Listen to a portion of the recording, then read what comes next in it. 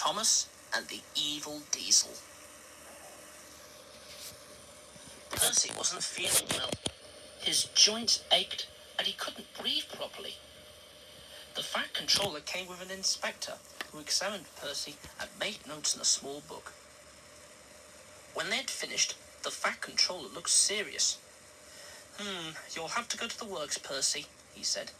They'll make you better, but it'll be a long job. I'll look after my trucks, said Percy. Toby can't do everything on his own. He certainly can't, agreed the Fat Controller. I shall borrow another engine. The only engine the other Remake could spare was a diesel shunter.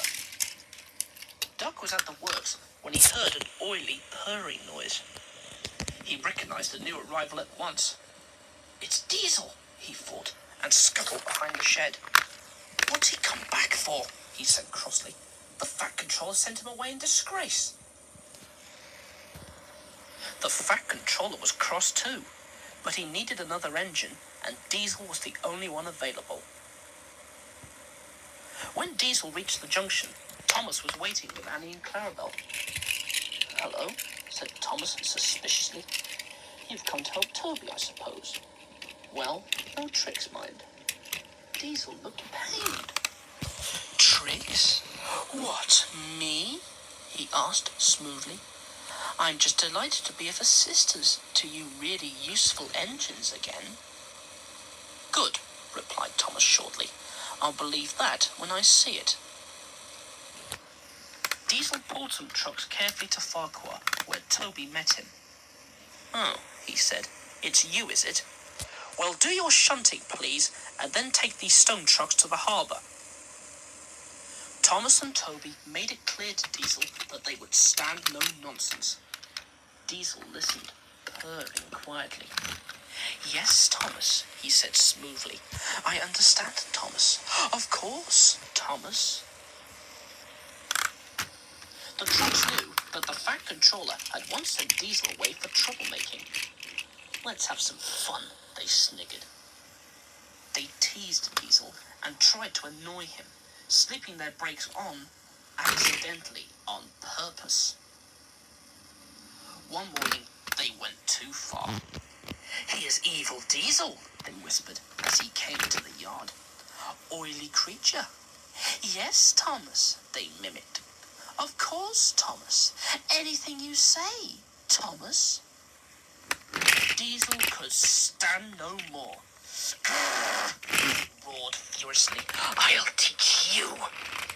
He gave the line of trucks a sharp push, shooting them fast into a siding. The oldest truck, who was also the rudest, was at the front. Too late, he saw what would happen. Help! With a loud crash, he hit the bumpers. For a moment, the oldest and rudest truck was squeezed between the bumpers and the other trucks. Then both he and the bumpers collapsed, and the broken pieces were pushed into the road. Diesel growled fiercely as he cleared up the mess. Come on, you. Any more nonsense, and I'll squash you all flat, just like your friend. The Fat Controller was furious. You will go back to the other railway as soon as I can arrange it, he thundered. When the Fat Controller had finished with him, Diesel was glad he was going home.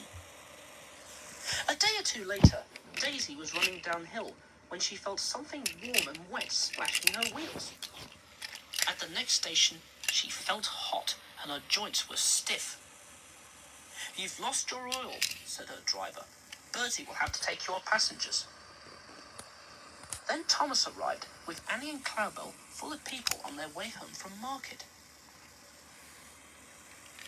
Thomas started confidently up the hill, but his wheels began to slip on Daisy's oil and he slithered to a stop.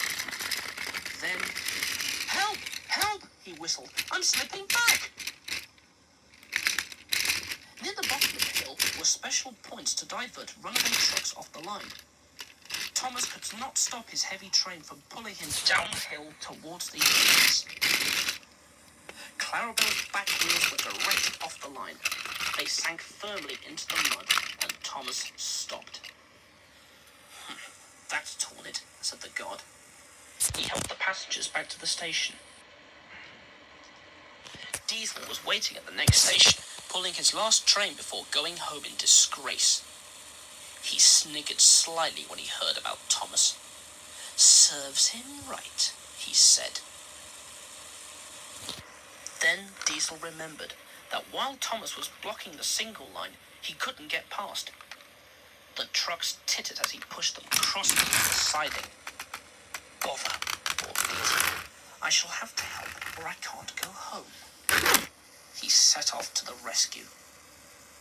At the oily place, he stopped before creeping carefully forward until he could be toppled to Thomas. Meanwhile, workmen had put sleepers under Clarabelle to make a slope up to the line.